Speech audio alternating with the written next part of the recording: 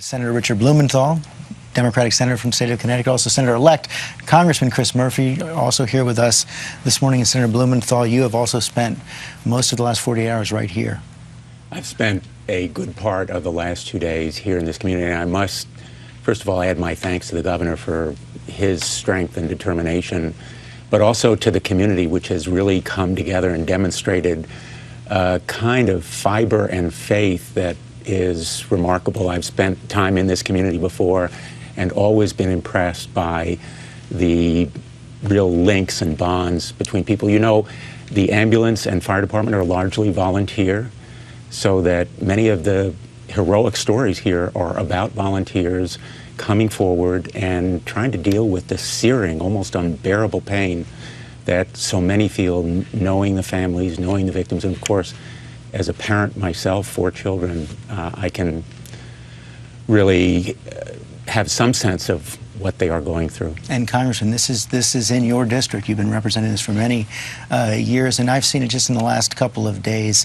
This is a community that is tightly tied together. Talking to Monsignor Weiss yesterday, he had baptized many of the children in that school. You want to talk about the quintessential small New England town? It's Newtown. There's a Labor Day parade that's the pride of this community that runs through Main Street every year, and every single school and community group plans the entire year to be part of that celebration of America. It's a small town, a very tightly knit town, a town that probably grieves a little bit deeper because this incident, because everyone that was taken was within a few square miles of each other, will be more difficult, but a town that can rebuild because its faith is so strong and because its ties to each other are so strong. There's been miracles that have happened every day since this tragedy hit, and it points the way towards the way that Newtown, because of its close-knit nature, can heal. The schools here are going to be closed tomorrow. What is the step-by-step process going forward after that? Well, I think that's going to be a consultation with the First Select Woman and the Board of Education. I think it's important for students and for faculty to be able to process this together. And so I think there is a need for this community to get back to some semblance of a schedule. But each individual faculty member and each individual student family is going to take their own time. And so I think we are still 48 hours after this incident just trying to figure out how to think about it, never mind how to actually go by the step-by-step process of grieving and reconstructing this community. It's going to take a while. How to think about it and how to talk about it. And Senator, I know that you, as we move on, want to begin a conversation in the Senate about how the country can come together to address this violence. You know, I come to this issue with a background of almost 30 years in law enforcement, both criminal Attorney General. and civil, as a United States Attorney, the Chief Federal Prosecutor, and then 20 years as Attorney General. And I'm hearing from the community, as well as my colleagues in law enforcement, we need to do something.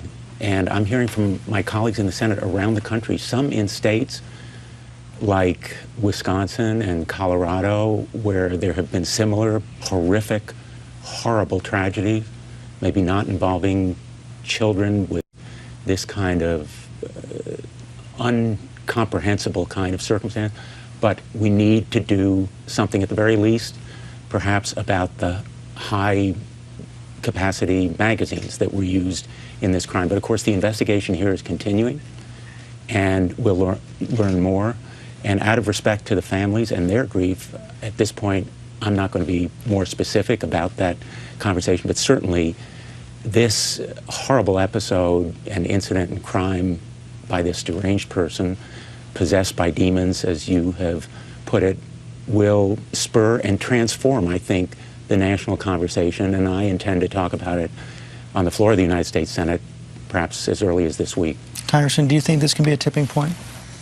Well, I think the tipping point should have happened a long time ago, frankly. And as I think eager as people are going to be to find some simple solution from a policy standpoint, we have to acknowledge that there is no simple solution, that yes, there needs to be a conversation about gun control, but also about the way we treat mental illness, also about the culture of violence in this country, which may have contributed to the way in which this very disturbed young man thought. This is going to be a very complicated process of asking why, but we also have to admit that it's going to be a very complicated process of figuring out what to do from here. We need to talk about it, though. The time for sort of saying that we can't talk about the policy implications of tragedies like this is over. And for us here in Connecticut, well, we're going to grieve and make sure the families have everything they need. We're going to be on the floor of the Senate very soon talking about where we go from here. And we are all grieving with you today. Thank you both. Thank you, Governor, as well. And when we come back, more coverage of the tragedy at this elementary school, Sandy Hook. How can we make our schools more secure, keep our kids safe? We'll be back with more of this special edition of This Week.